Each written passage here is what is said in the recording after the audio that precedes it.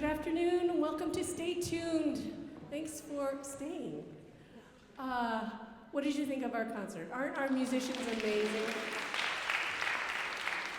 Seriously, this symphony was interesting on the first rehearsal, and everyone didn't know what to expect.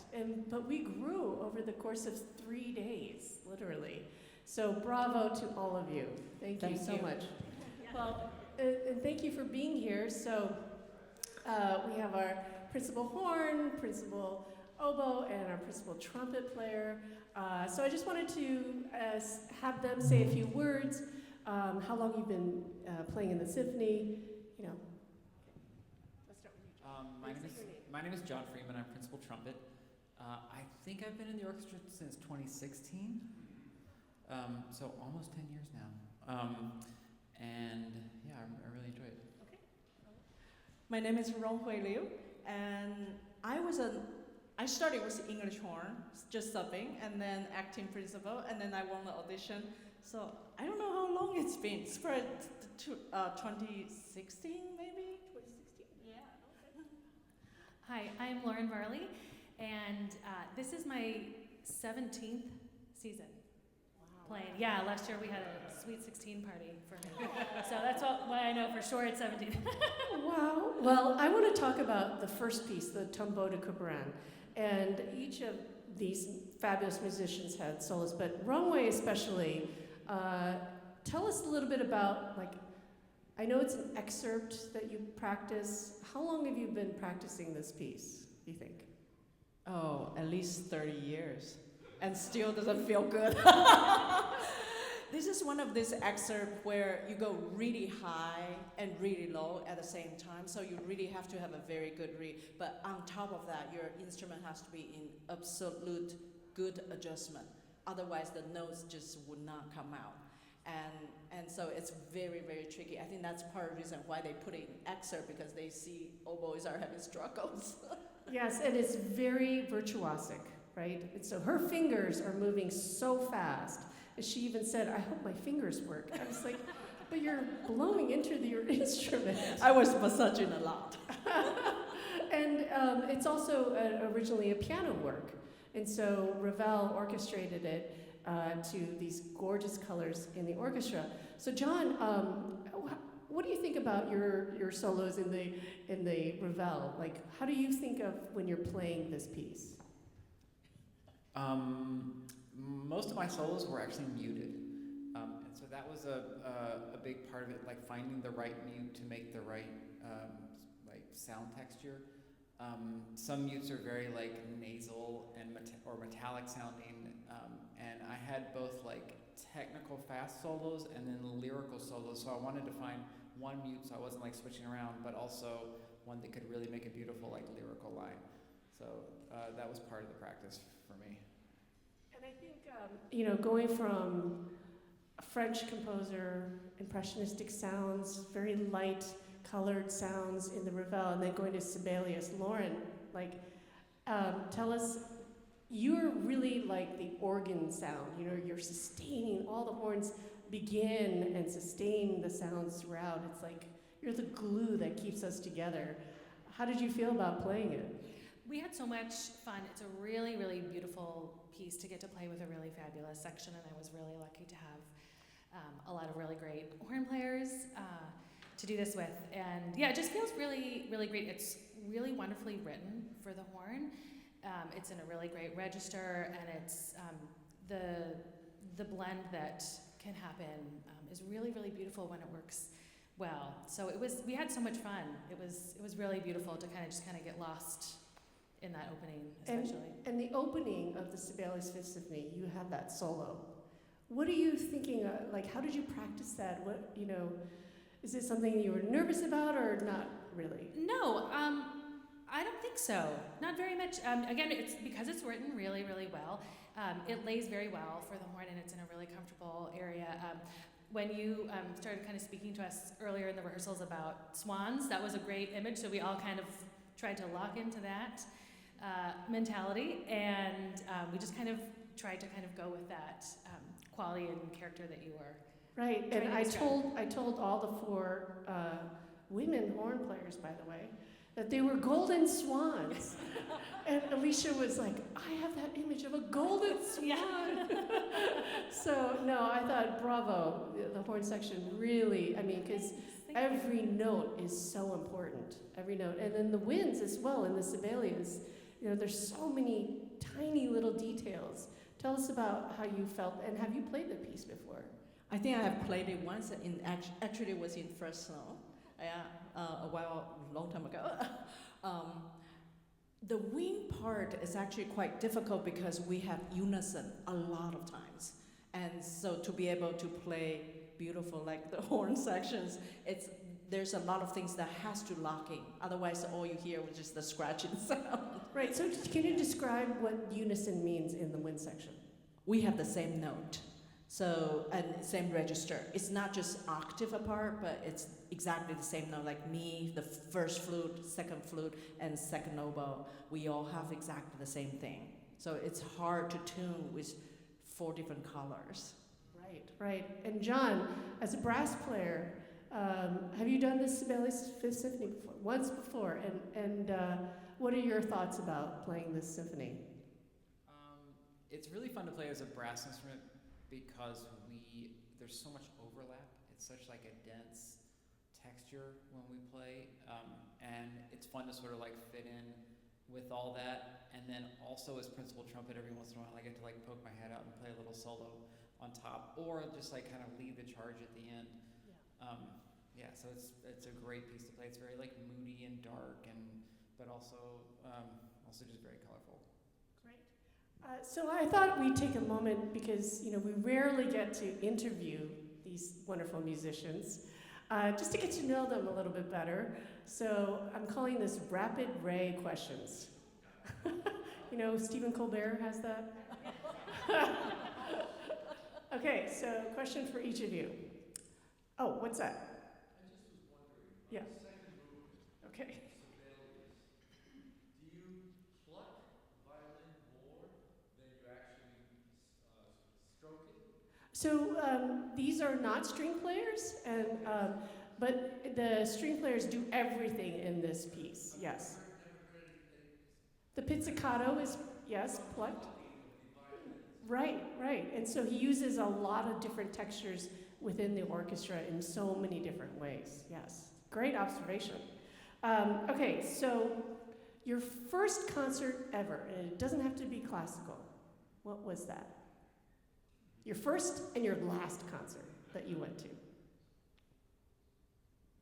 John, start? I remember I didn't really grow up with classical music or much like live music, period. We just weren't like a very like musical household. We sang a lot to ourselves, but I do remember going to I grew up in Charlotte, North Carolina, and I remember going to the Charlotte Symphony when I was probably in like 9th grade, when I was first getting interested in trumpet, and my teacher was principal trumpet in the orchestra, and they played pictures at an exhibition, which starts with the big trumpet solo, and it was like a big piece for me, and I remember like just seeing him up there and just being like, wow, that's amazing. So yeah, and your that's last concert? this one we just did. Well, you can't use it. That you went that I went to. that you weren't playing in. My wife works at the San Francisco Symphony, and so I can almost go to anything I want to, which is amazing. If I'm free, which I almost never am, on Friday and Saturday nights.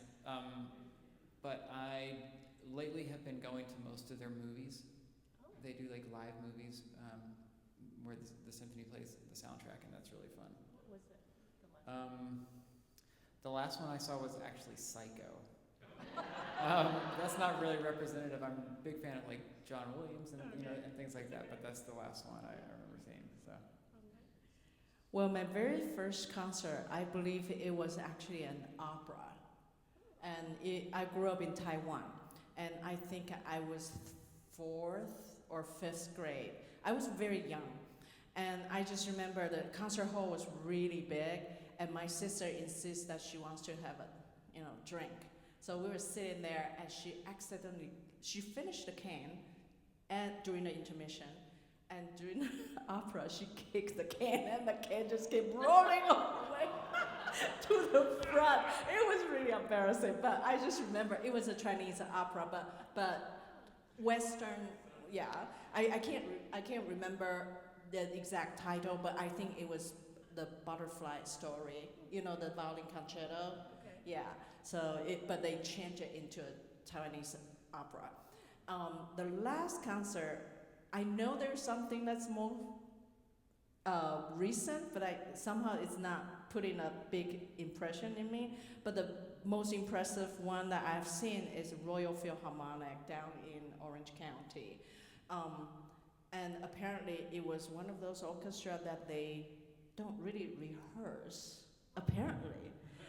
It was very weird. Someone was explaining to me that they travel a lot, so they would get tons of music and just play and play and play. So that was interesting.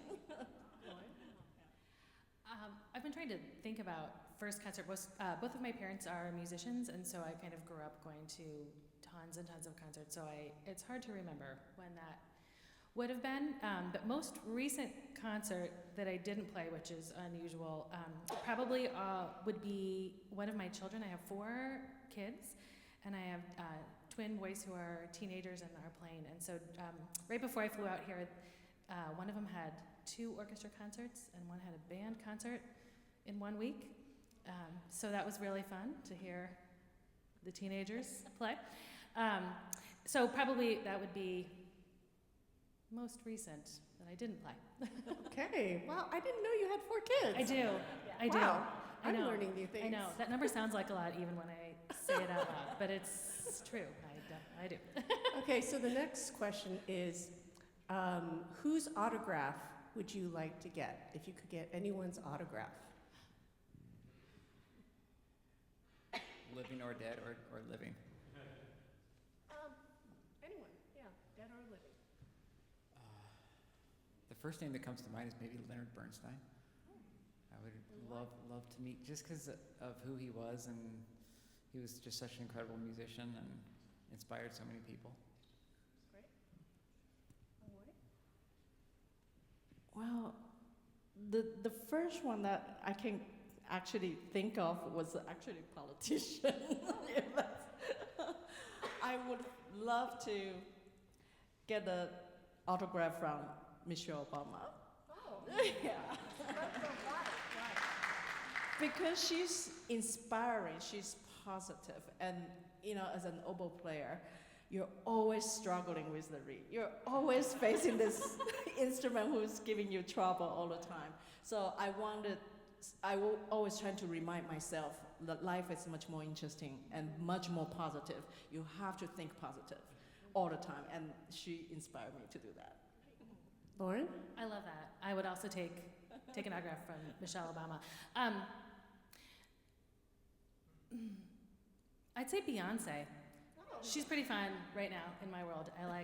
I like her when I'm in a non-classical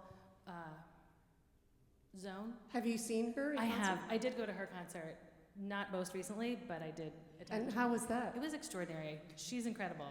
It was really, really, Where was that? really fun. I saw it in New York. Oh, Yeah. okay. Yeah. It was Fabulous. this summer. Yeah. Wow, okay. Yeah, so if I'm not listening to classical stuff, a lot of times it is Beyonce. Yeah. Okay, so the question is, who would I have an autograph by? I think, I think, I don't know, actually. I'm really blanking out right now. Yeah. I'm trying to think, because I think not having a musician autograph, I think it would be like a pop star, like, I don't know, Madonna, maybe? That'd be fun. That'd be fun. Yeah. Okay, the next question is, what is your favorite sandwich? Oh man, that's complicated with me because I've been vegan for almost 20 years now. So if we were going purely on, and I ate meat for like 25 of those years, or before that. If I was going purely on taste, I would probably say something like a Reuben, maybe. Those are really good. Nowadays, I would actually probably order something more like a veggie sandwich, or I'm a big fan of burritos. I can eat burritos every day, so that's what I would say. Well, I go between vegetarian sandwich to meat sandwiches. If I have to say meat sandwich, it will be Reuben as well. Really? Yeah, yeah, that's usually my two goals sandwich. But then if it's a vegetarian sandwich, I usually do avocado toast. Specific to Fresno, my favorite Fresno sandwich is an imported prosciutto sandwich from Piemonte's in the Tower. Yeah, that's a place that I frequent a lot. It's really delicious. Oh, I have to try that. Oh, you haven't been there? You've got to go. Have you guys tried Monty's? Oh, Okay. it's, yeah. People know it here, right? Yeah.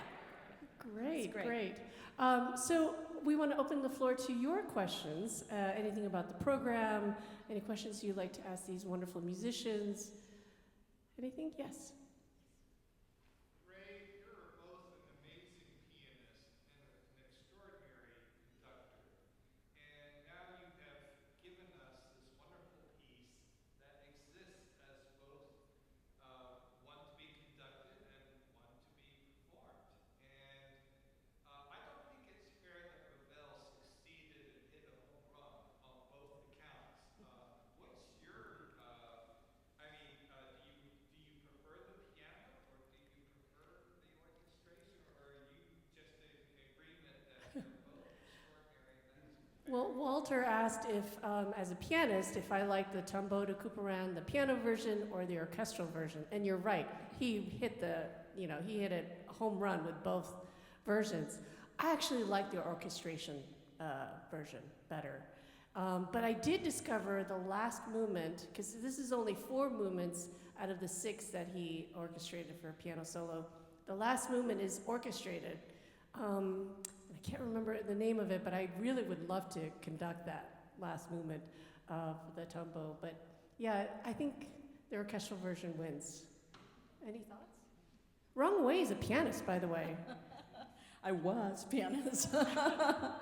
Well, I do study this piece by listening to piano versions a lot because I want to imitate that French style, which it's hard on the orchestra when you have so many different musicians trying to do the same thing.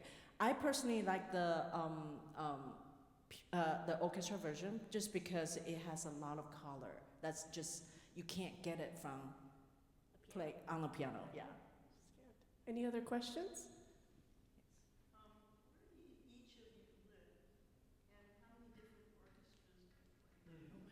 So the question is, where do each of these wonderful musicians reside, and what other orchestras do they play in? I live in Oakland, California, up in the Bay Area, and I'm a full-time member of 7 different orchestras: Fresno, Stockton, Oakland, Marin, Opera San Jose, the San Francisco Contemporary Music Players, and the San Francisco Chamber Orchestra. Well, I'm from Southern California in Riverside. I also play a lot of orchestra, so I'm principal and full-time as well. Fresno Philharmonic, Riverside Philharmonic, Long Beach Symphony, Redlands Symphony, LA Ballet, and I'm also acting principal for Modesto Symphony, just up north. I live in Colorado right now. We've been there for about 10 years. And I play with Opera Colorado and the Colorado Ballet and Denver Brass and Greeley Philharmonic and the Beethoven in the Rockies Camerata Orchestra. And I think that's about I mean, it. that's And then Fresno incredible. here. Yeah. You all are just incredible, just traveling and working and playing different repertoire every week. I mean, I think that's, you keep busy and you keep playing, and that's wonderful. Good for us. Good for us. Thank you. Yes.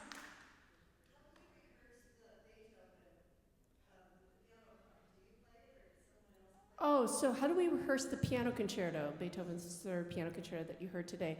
The guest artist comes in, 2 days before the concert, and then we rehearse with the guest artist. I do not play the concerto that, you know, that would be a lot. I have played and conducted, but that's when we have a soloist that's hired, that person comes and plays with us. I've been hosting musicians for about 25 years, and I'm always astounded that they come in on Wednesday and start rehearsing, and they rehearse Thursday and Friday, and then they have a concert Saturday night and Sunday night. It's exhausting. I mean, this program, I want to know how you have stamina. How do you have stamina coming in on Wednesday, rehearsing for 3 days, and then doing these 2 concerts? For me, the most important thing is to know your part before you get here. And I think a lot of people think that we show up and we kind of learn the parts and learn our part during the rehearsals. You got to know your part 100% before you even show up.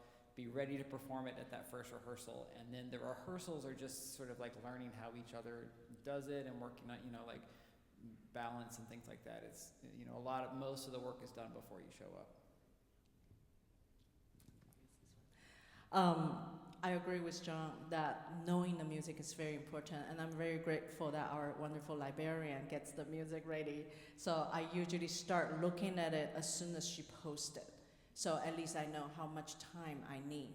And is there any exposed part? Like if it's pieces that I know, then it's much easier. But if it's something that I don't know, I really have to listen to the music, learn with the music, and know my part very well.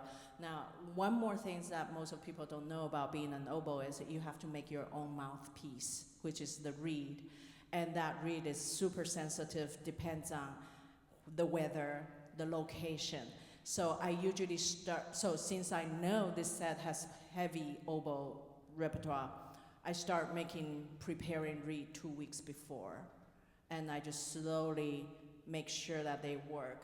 But unfortunately, the reed being it is, the first day I could use one reed that was only one thing that works in my whole entire reed case of 20 reeds.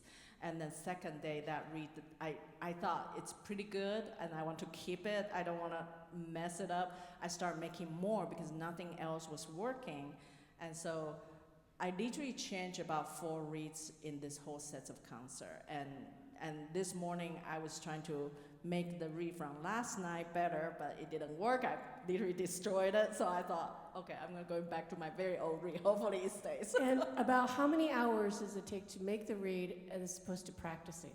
Is it the same amount of hours? No, the reed making is a lot of times, but I try to make it batches. So when I'm not practicing, I'm making reeds.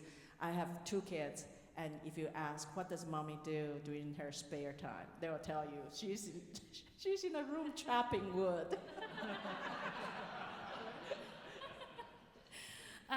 I luckily don't have to deal with any of the reed making process. So when I am here, I'll echo kind of what everybody else has kind of mentioned. By the time I arrive here, my part is usually fully prepared, and we use the rehearsals just to kind of explore how our parts fit together with everyone else, and we check the balance and make sure everything is kind of lining up. So all the preparation individually is typically prepared well before we arrive.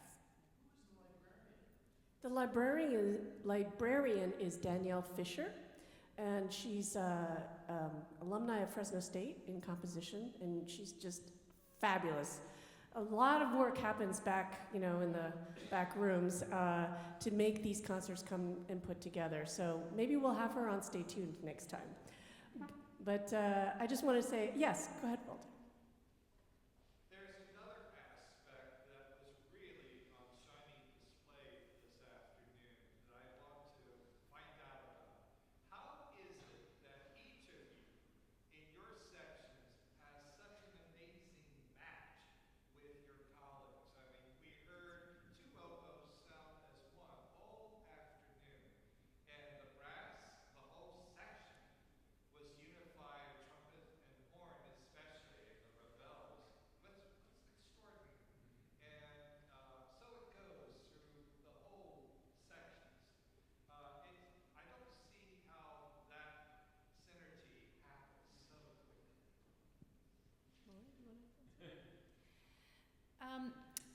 because I've been playing here for a long time, I typically I'm lucky enough to get to play with a lot of the same people. So even though we all live in different areas when we're here, I mean, like John said, he's been here for about 10 years, and we've been here, I think, the whole time about that I have. So kind of at this point, we typically kind of know how we work together and how everybody else plays. So this particular horn section we have played together before, and so it was very easy this set to kind of mesh that together. Yeah, I was just gonna say that it's during like that's what we do during rehearsals, and part of being a good colleague is being able to adjust to people around you, and I think of them like little antennas. Your antennas are always up, you know, and sort of like listening to people around you and adjusting. And even during the concert, things change sometimes, and you have to do something different, and like, you know, go with how someone next to you is playing. So that's part of, you know, being a good orchestral musician. Well, thank you all so much for staying. And we have one more question.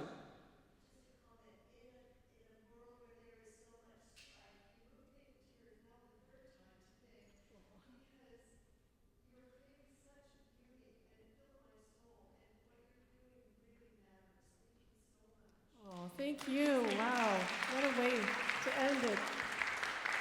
Thank you. We look forward to seeing you at our next concert. So have a great afternoon. Thank you.